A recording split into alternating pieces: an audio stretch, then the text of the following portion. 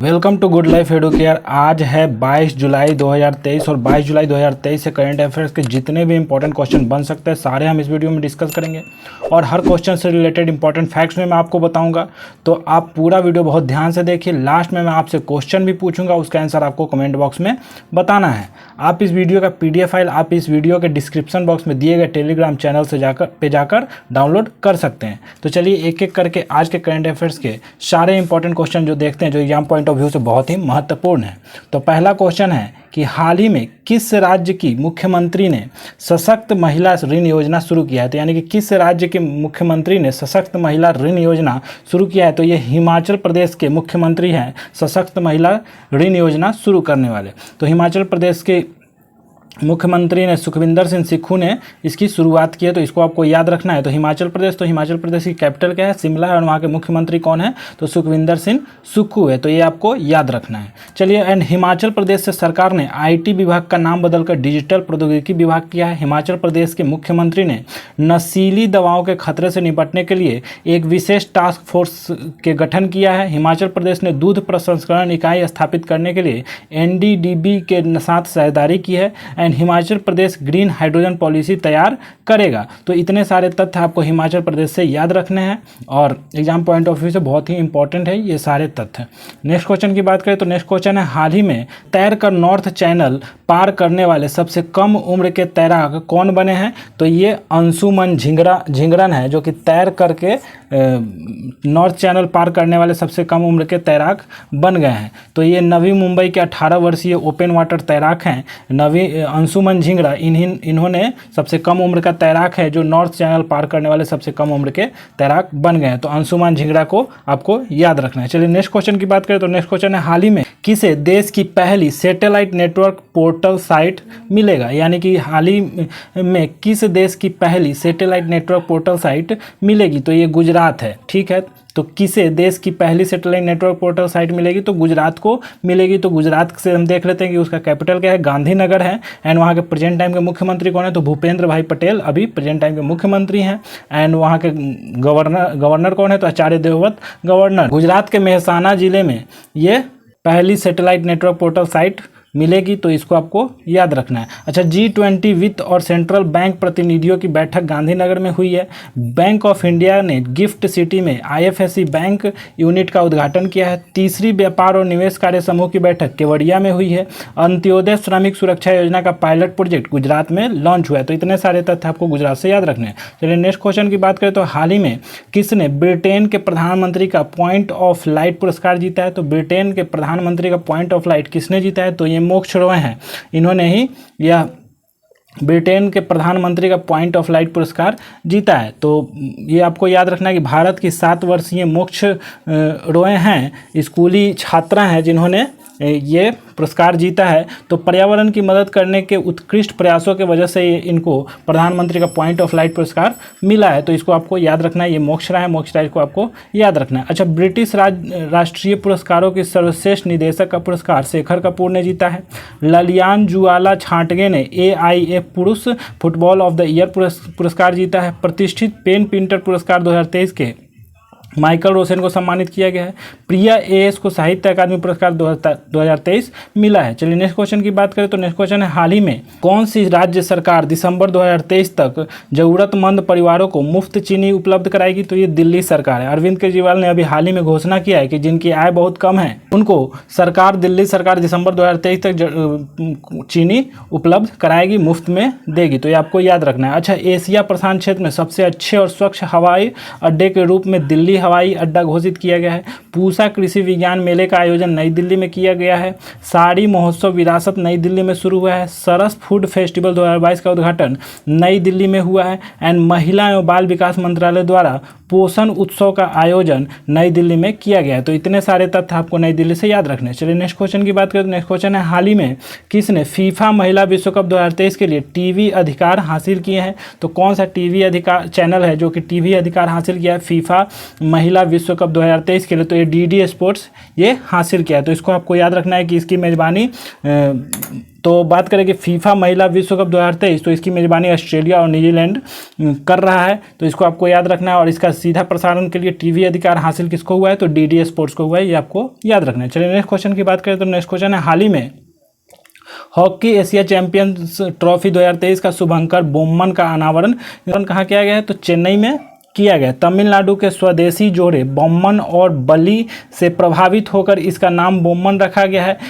आपको पूरा याद होगा, न्यूज़पेपर में बोम्मन और बेली का नाम अक्सर आता रहता था। इन्होंने ही मधुमलाई टाइगर रिजर्व में अनाथ हाथियों की देखभाल की थी। तो ये बहुत फेमस दो जोड़े थे। उन्हीं के नाम पर, उन्हीं से प्रभावित होकर बोम्मन का अनावरण, शुभंकर का नाम एशियन चैंपियन ट्रॉफी 2023 के शुभंकर का नाम बोम्मन का अनावरण किया गया है। तो कहाँ किया गया है, चेन्नई में। आपको याद रखना है, इसका आंसर ए हो जाएगा।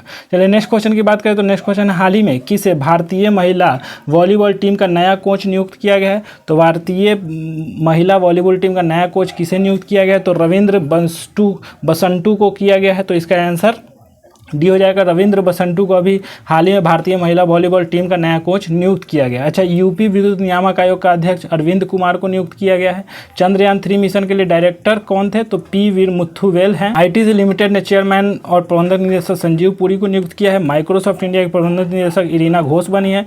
एंड एसबीआई कार्ड के एमडी एंड सीईओ के रूप में अभिजीत चक्रवर्ती को नियुक्त किया गया है। तो इतने सारे तथ्य अभी नए नियुक्ति से याद रखने हैं। नेक्स्ट क्वेश्चन की बात करें तो नेक्स्ट क्वेश्चन है, हाल ही में किस बैंक में अमृत महोत्सव एफडी योजना शुरू हुई है। तो अभी अमृत महोत्सव एफडी योजना शुरू हुई है, तो ये आईडीबीआई बैंक में शुरू हुई है। तो इसमें वरिष्ठ नागरिकों के लिए ब्याज दर अलग होगा और युवाओं के लिए अलग होगा। तो ये आईडीबी यह शुरुआत किया, अमृत महोत्सव एफडी योजना की शुरुआत किया है कि वरिष्ठों के लिए अलग ब्याज दर होगा और युवाओं के लिए अलग होगा। तो आईडीबीआई की स्थापना कब हुई थी, तो 1964 में इसकी स्थापना हुई थी। एंड हेडक्वार्टर कहाँ है, तो मुंबई में इसका हेडक्वार्टर है। इसको आपको याद रखना है। एंड प्रेजेंट टाइम के चेयरपर्सन कौन है, तो एमआर कुमार अभी प्रेजेंट टाइम के चेयरपर्सन है। तो ये आपको याद रखना है। चलिए नेक्स्ट क्वेश्चन की बात करें तो नेक्स्ट क्वेश्चन है, हाल ही में किसे रेलवे सुरक्षा बल का महानिदेशक नियुक्त किया गया। तो अभी रेलवे सुरक्षा बल का महानिदेशक मनोज यादव को नियुक्त किया गया। तो ये हरियाणा के पूर्व डीजीपी हैं एंड आईपीएस रह चुके हैं। तो मनोज यादव को अभी रेलवे सुरक्षा बल का महानिदेशक नियुक्त किया गया है। ये आपको याद रखना है, इंपॉर्टेंट है। अच्छा, लिथुआनिया में भारत ने के अगले राजदूत के रूप में देवेश उत्तम की नियुक्ति किया गया है। एशिया ओलंपिक परिषद के अध्यक्ष शेख तलाल बने हैं। अंतर्राष्ट्रीय वित्तीय सेवा केंद्र प्राधिकरण आईएफएससीए के अध्यक्ष के रूप में राजा रमन बने हैं। पेरिस में पेस्टिल डे परेड में भारतीय वायुसेना दल की कमान कौन सौंपेंगी, तो सिंधु रेड्डी संभालेंगी। अच्छा, नेक्स्ट क्वेश्चन की बात करें तो नेक्स्ट क्वेश्चन है, हाल ही में भारत और किस देश ने सेमीकंडक्टर परिस्थितिकी तंत्र विकसित करने के लिए MOU पर हस्ताक्षर किए हैं। तो ये जापान है। ठीक है, जापान और भारत देश ने सेमीकंडक्टर परिस्थितिकी तंत्र विकसित करने के लिए मेमोरेंडम ऑफ अंडरस्टैंडिंग पर हस्ताक्षर किए हैं। तो आपको ये याद रखना है। अच्छा, जापान ने किया है, तो जापान से आपको याद रखना है कि जापान का कैपिटल क्या है, टोक्यो है। वहाँ पर करेंसी क्या चलता है, तो येन चलता है। एंड प्रेसिडेंट कौन है अभी प्रेजेंट टाइम के, तो फूमियो किशिदा अभी प्रेजेंट टाइम के प्रेसिडेंट है। इतने तथ्य आपको जापान से याद रखना है। अच्छा, भारत और जापान ने 3 स्कॉर्पियन डुब्बी के निर्माण के लिए समझौता किया है। भारत ने जापान की मदद से पर्वतीय सड़क बुनियादी ढांचे के लिए दिशा निर्देश विकसित किए हैं। जापान के एप्सिलॉन रॉकेट इंजन में परीक्षण के दौरान विस्फोट हुआ है। जापान ने भूटान के छात्रों के लिए चिकित्सा छात्रवृत्ति की पेशकश की है। तो इतने सारे तथ्य आपको जापान से भी याद रखने हैं। नेक्स्ट क्वेश्चन की बात करें तो हाल ही में किस राज्य सरकार ने ईवी सब्सिडी दावे के संस्करण के लिए पोर्टल शुरू किया है।